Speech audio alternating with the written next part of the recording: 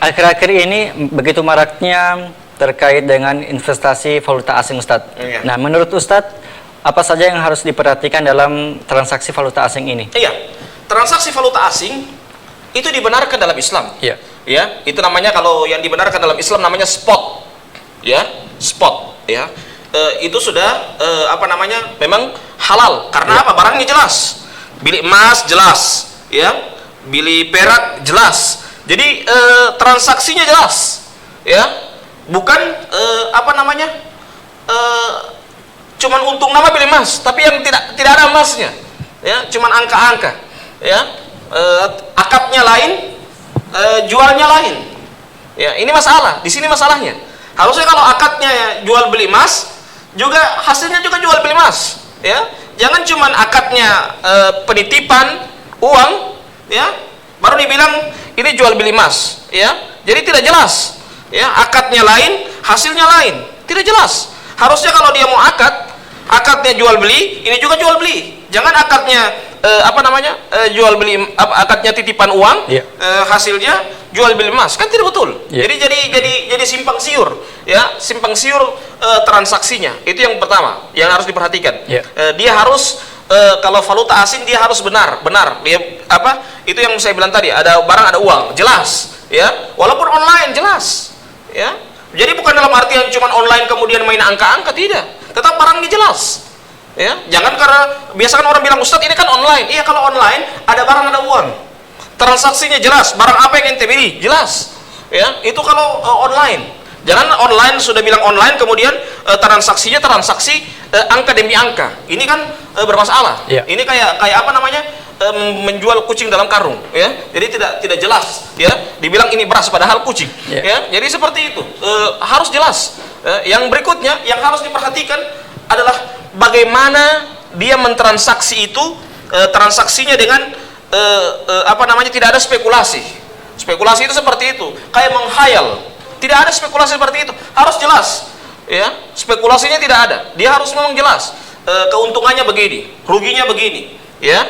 Jangan kepada saat dia naik untung, dia bilang untung terus. Yeah. Pas pada rugi dia tunggu sabar, ya. Itu tidak jelas. Harusnya dia jelas. Ketika untung dia bilang untungnya begini, kalau ruginya begini. Jangan kalau misalnya sudah dia untung, untung terus, ya, dia kasih tahu presentasenya.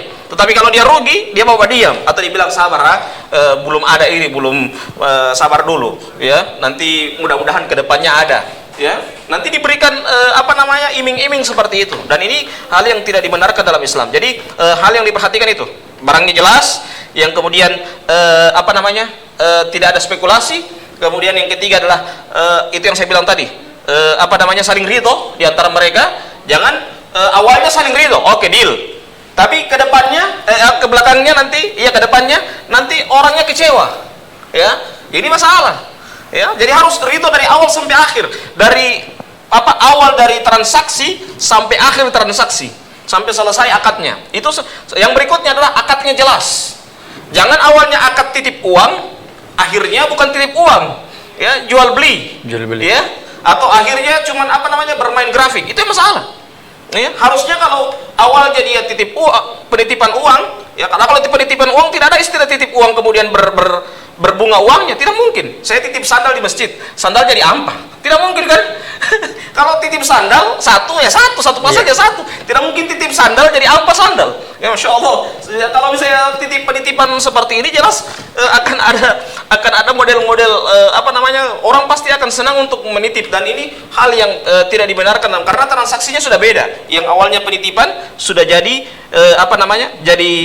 jual beli, dan jual belinya juga tidak jelas, ya. Jual belinya adalah jual beli barangnya tidak ada, cuman main di angka-angka. Nah, inilah yang harus kita perhatikan. Tapi apakah itu, kalau misalnya sudah terjadi perbedaan seperti itu, mana yang salah itu, Ustadz? Apakah yang mentransaksi itu atau yang kedua pihak? Dua-dua salah. Dua-dua salah. Iya, yang menitip uang juga salah, yang bermain juga lebih salah. Ya, yang menitip uang dia tidak teliti. Harusnya dia teliti. Sebelum dia transaksi dia teliti dulu. Ini benar bagaimana sistemnya? Bagaimana transaksinya? Dia harus jelas. Ya. Dalam muamalah itu harus jelas. Karena ini makanya Nabi Muhammad SAW mengatakan apa? La ya'ti 'alan nasi zamanun, akan datang kepada manusia ini suatu zaman, ya. La yubalil mar'u bima akhadal mal, ya. Manusia itu, seseorang itu tidak akan memperhatikan lagi, tidak akan melihat lagi, tidak akan peduli lagi seseorang itu dari mana dia mengambil hartanya, amin halal atau min haram, atau itu dari halal, ya, apakah itu dari halal ataupun yang haram, ya. Jadi itu Nabi sudah menggambarkan akan datang suatu zaman yang dimana orang itu lagi sudah tidak memperhatikan, yang penting banyak, yang penting kaya mendadak, yang penting persentasenya, lipatan uangnya banyak. Orang tidak lagi lihat apakah halal ataupun haram, ya. Kan kalau dalam Islam itu yang dilihat keberkahan uangnya. Apalah arti uang yang banyak kemudian tidak berkah? Apalah arti uang banyak kemudian bukan hasil yang dihalalkan dalam Islam, ya?